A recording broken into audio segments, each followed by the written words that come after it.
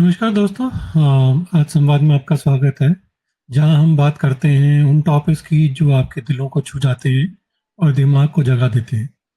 आज का एपिसोड है एक ऐसे शॉकिंग खबर पर जिसने पूरे देश को हिला दिया है।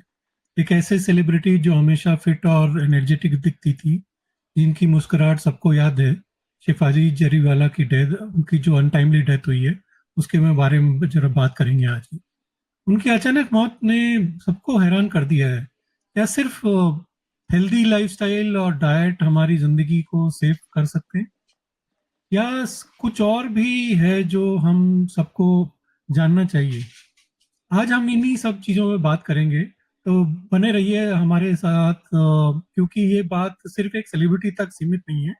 ये है हर इंसान के लिए, और बहुत इम्पोर्टेंट है, क्योंकि अगर देखा जाए तो शेफाली जो थी, जिन्होंने जिनको हम सब ने काटा लगा सॉन्ग में देखा था, और जो रियलिटी शो बिग बॉस का भी हिस्सा रह चुकी थी, उनकी डेथ जून 27 को मुंबई में हुई। सिर्फ 42 साल की उम्र में एकदम अचानक कार्डियक अरेस्ट से उनकी डेथ हुई है। उनके हस्बैंड पराग त्यागी ने उन्हें हॉस्पिटल ले जाने की कोशिश की, लेकिन डॉक्टर्स ने उनको डेड डिक्लेयर कर दिया।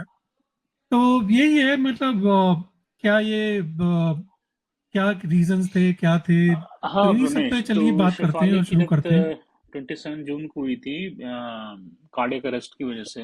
रीजन जो अभी तक कोट किया जा रहा है कि वो rapid drop in blood pressure हुआ था उनको। और जो जो अब तक पता चल रहा है उसमें ये है कि जिस दिन उनकी डेथ हुई थी, अनफॉर्चुनेट डेथ, वो उनके यहाँ कोई फंक्शन था, पूजा थी, सत्यनारायण भगवान की शायद उनकी पूजा थी, वो फास्ट थी।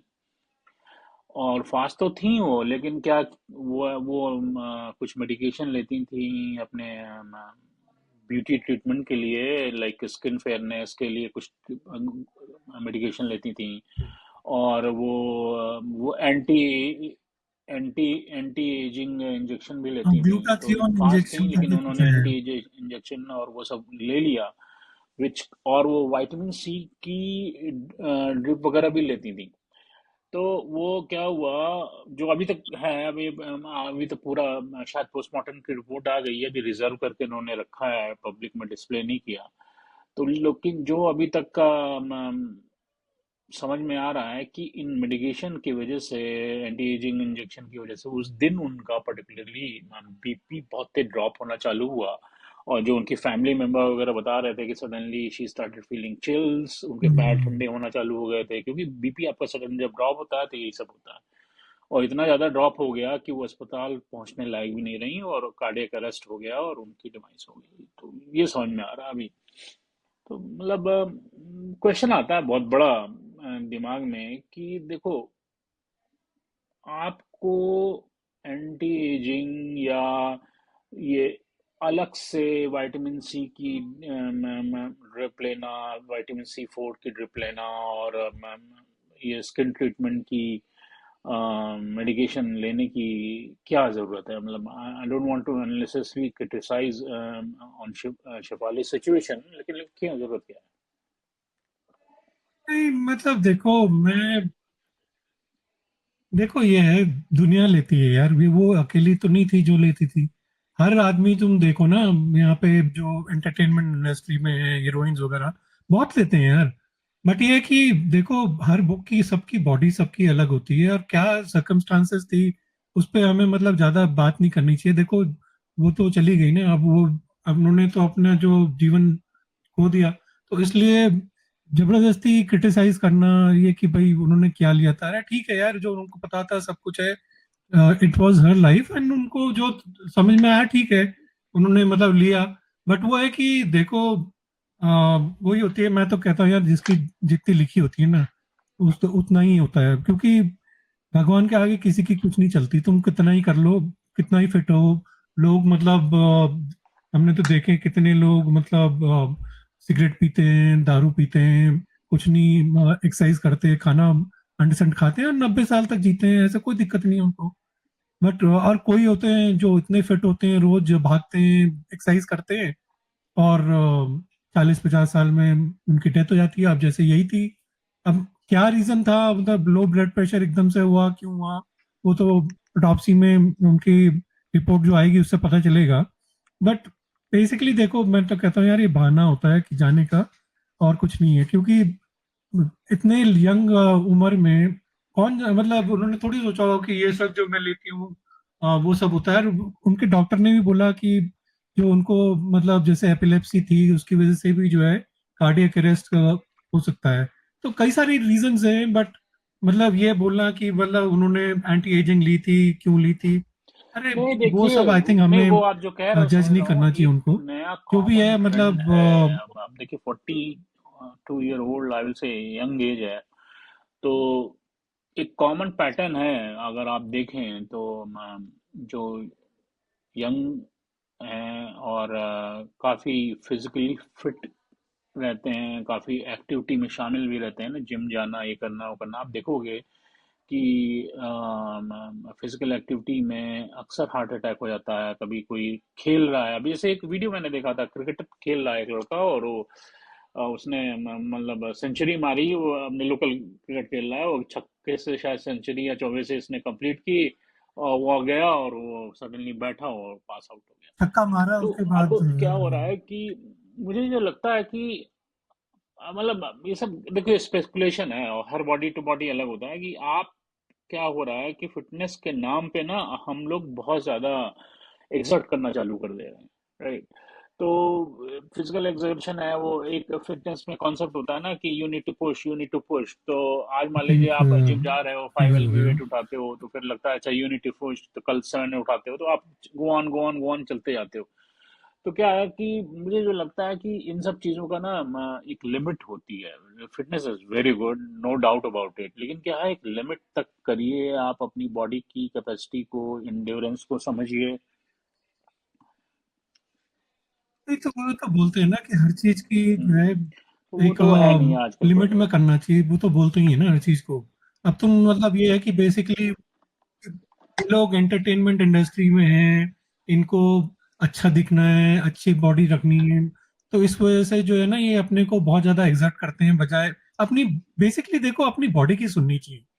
तो मैं मतलब जो है ना, किसी भी को भी अपने बॉडी की सुननी चाहिए कि भाई जो है, अगर मेरी बॉडी जो है मेरे को बता रही है कुछ, तो उसको सुनो कि भाई हाँ ठीक है, मेरे को जो है नहीं करना चाहिए, या मेरा चलो थोड़े दिन जो है मैं स्किप कर देता हूँ। ऐसे 2-3 दिन स्किप करने से या कुछ होने से कुछ नहीं होता यार।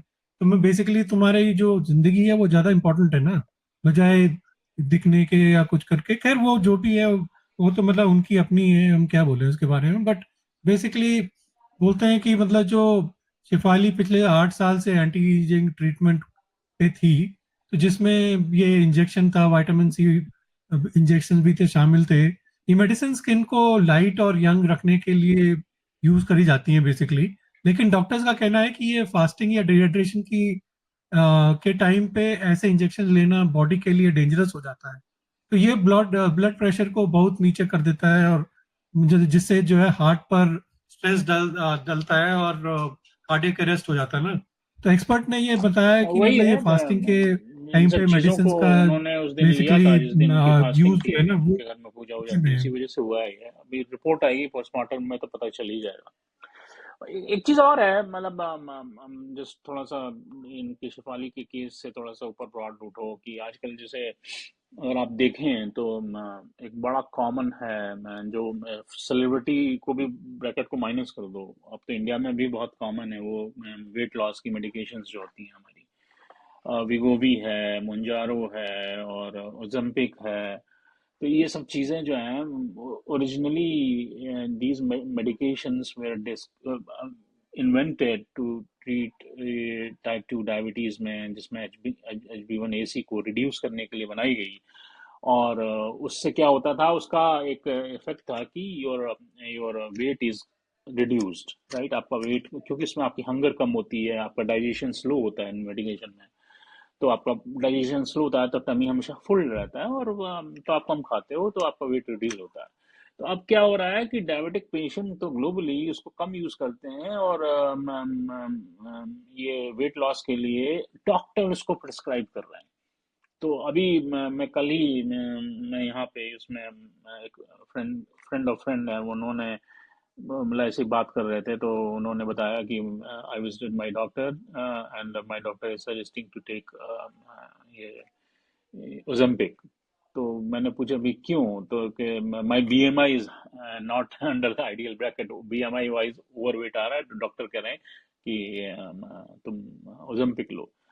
तो वही मैंने कहा you need to think through, is it really required. अब ठीक है, बीएमआई ज्यादा है तो there are lot of other ways to handle it, why you want to go for Ozempic, right? क्यों अपनी बॉडी की नेचुरल प्रोसेस से आप खिलवाड़ क्यों करते हो? ठीक है, अगर आप ठीक है, आप मान लीजिए ओवरवेट हो गए या ओबीज भी हो सकते हैं, स्ट्रेसफुल सिचुएशन है, खा रहे हैं और वर्क खाली काम कर रहे हैं, तो आपका वेट बढ़ सकता है। तो भाई थोड़ा टाइम निकालिए अपनी जिंदगी के लिए, बैलेंस डाइट खाइए, वॉक करिए, थोड़ा जिम जाइए, लाइट लाइट जिम करिए, तो सब कुछ ठीक हो जाएगा। और अब आपको क्या है कि पेशेंस तो है नहीं लोगों में, आपको चाहिए यूं स्नैप ऑफ द फिंगर। तो क्या है कि मैं 6 महीने में, हाँ 6 महीने में मैं मॉडल की तरह दिखने लगूँ। इंस्टेंट तो भाई रिजल्ट जो देखो होते हैं ना ऐसा ये, तो क्या है ना, मॉडल तो बाद में दिखता है आदमी, वो कहीं और जाके मॉडल हो जाता है, फिर अनफॉर्चुनेट सिचुएशन हो जाती है। तो ये जो मेडिकेशन है इसका मिसयूज इतना हो गया है, और बड़ा अनफॉर्चुनेट है प्रमेश कि डॉक्टर लोग प्रिस्क्राइब कर रहे हैं, and I was who is the doctor, मैं नाम नहीं यहाँ लूंगा। और वो डॉक्टर अच्छा खासा है, स्पेशलाइज्ड डॉक्टर हैं, और मैंने देखा बहुत बड़े हॉस्पिटल चेन में यहाँ पे काम कर रहे हैं। तो एंड आई वाज शॉक। तो मुझे लगा कि नहीं उसमें शॉकिंग कुछ नहीं है यार। देखो उसमें कई सारे रीजंस होते हैं, खैर ऐसा भी नहीं है कि डॉक्टर्स जो हैं सब देखते हैं, बट कई सारे होता है कि जैसे तुम्हारा प्री डायबिटिक हो या तुम्हारे चांसेस हैं कि डायबिटीज होने के, तो वो तब भी जो है करते हैं। बट इसमें कोई डाउट नहीं है कि डॉक्टर्स जो है मतलब एक तरह से मिसयूज भी कर रहे हैं। इनको क्या होता है ना कि ये कंपनीज जो है ना पैसा खिलाती हैं, पर कुछ दे देती हैं, कुछ मतलब ये देती हैं जैसे कुछ टोकन दे दिया, तो जिससे ये लोग प्रिस्क्राइब करते हैं ऐसी मेडिसिन। तो वो भी एक्चुअली है पूरा इसमें सिस्टम में, वो भी उसमें हम डिनाई नहीं कर सकते। बट प्रॉब्लम जैसे ये है कि जिसको जैसे करा भी है तो थोड़ा डॉक्टर की सलाह से लेना चाहिए एक्चुअली।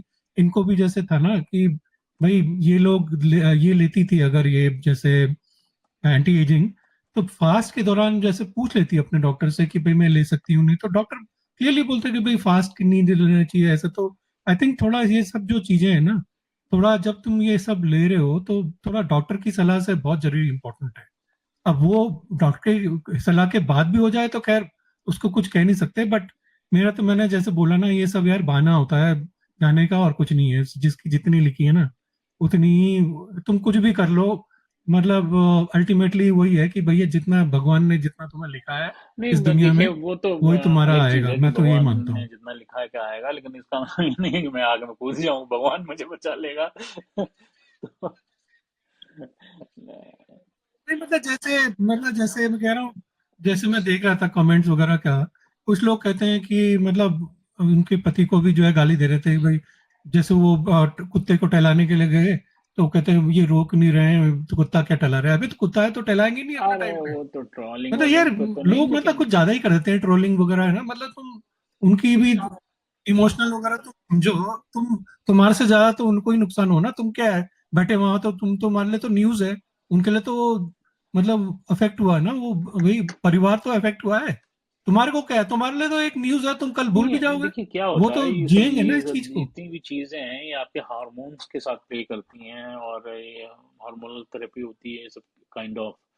तो इससे ना बहुत रिस्क, नॉन रिस्क की अगर हम बात करें, जैसे सिर्फ अगर हम एंटी एजिंग की मेडिकेशन की हम बात कर रहे हैं शिफाली के चक्कर में, तो उसमें देखिए कुछ नोन रिस्क हैं इन सब चीज़ों के, जैसे ब्लड ब्लड क्लॉटिंग होती है, कैंसर के रिस्क होते हैं, हार्ट प्रॉब्लम होती है, और मतलब मैं तो शिफाली की डेथ के बाद थोड़ा सा रिसर्च कर रहा था, तो सबसे बड़ा इसमें बिगेस्ट वो लिखा हुआ है कि don't take an empty stomach, it is not advisable at all. कोई भी दवाई मतलब हाँ तो एटलीस्ट वो एम्प्टी जो है, स्टमक नहीं लेनी नहीं चाहिए अनटिल अनलेस वो बताएं। एंटी एजिंग जो है देखो ये तो रिस्क फ्री तो मेडिकेशन है नहीं, और पता नहीं क्यों, खैर हर आदमी अपना अपना समझदार होता है, अपनी अपनी सिचुएशन समझता है, और वो रिस्पॉन्सिबल है क्यों ले रहा है, क्या ले रहा है। I am not here to preach, but it's just general concern considering the what is going on in current society, कि भाई don't play with the natural law of your body. चाहे वो एंटी एजिंग हो, चाहे वो आपकी weight loss हो, चाहे वो बहुत सारी चीज़ें आती हैं, तो वो कुछ भी हो तो वो सब करना, मुझे लगता है कि इवेंचुअली वो हार्मफुल ही होता है। और बाकी तो आप लोग सब कुछ समझदार हैं, जिसको क्या करना है आदमी करता ही है, लेकिन मुझे लगता है कि ये चीज़ें थोड़ा सा नुकसानदेह होती हैं।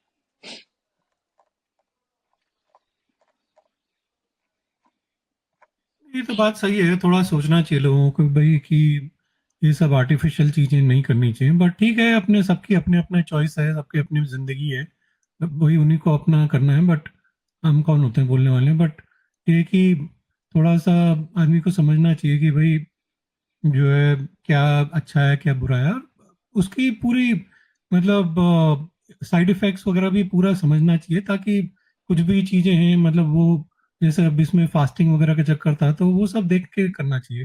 क्या जो भी है, हम यही सोचते हैं कि भाई आजकल जो एक तो स्ट्रेस इतना ज्यादा हो गया ना आजकल की सोसाइटीज में, स्ट्रेस भी इतना बड़ा फैक्टर हो गया है कार्डियक अरेस्ट का, कि यंग लोग जो है ना स्ट्रेस की वजह से बहुत मर रहे हैं आजकल। और तुम मतलब चाहे कुछ भी कर लो, कुछ भी कर लो, मतलब ये सब जो भी है, स्ट्रेस भी तो तुम्हारा एक बहुत बड़ा रीजन है इन सब चीजों के लिए, जो तुम्हारा इफेक्ट करता है बॉडी को। तो ये सब आई थिंक अपना स्ट्रेस रिड्यूस करिए। अल्टीमेटली कुछ फर्क नहीं पड़ता तुम कितने पैसे कमाते हो, सबको दो रोटी चाहिए होती है, एक छत चाहिए होती है। तो अगर ये सब है तो ज्यादा मत सोचिए, अपना जिंदगी एंजॉय करिए, और बाकी कुछ नहीं फर्क पड़ता। तो इसी बात पे चलिए आज का एपिसोड यहीं पे समाप्त करते हैं। आपसे फिर जुड़ेंगे किसी और नए टॉपिक के साथ। तब तक के लिए अपना ख्याल रखिए और चलो, सच्चाई से जुड़े रहें, आज संवाद करते रहें। धन्यवाद, नमस्कार।